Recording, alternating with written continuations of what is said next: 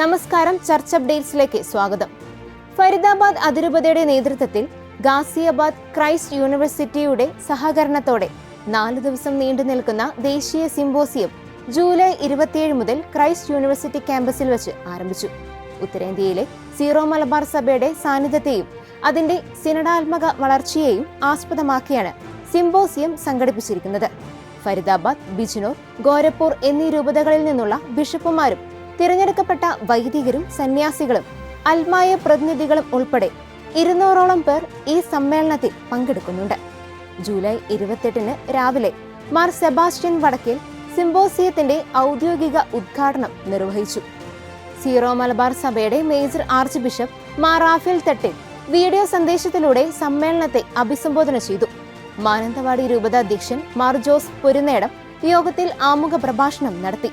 തുടർന്നുള്ള ദിവസങ്ങളിൽ ഫരീദാബാദ്, ഗോരഖ്പൂർ, ശംഷാബാദ് എന്നീ രൂപതകളിലെ പിതാക്കന്മാരും Syro Malabar major archiepiscopal curia chancellor doctor Abraham കാവിൽ പുരയിടത്തിലും വിവിധ വിഷയങ്ങളിൽ പ്രബന്ധങ്ങൾ അവതരിപ്പിക്കും.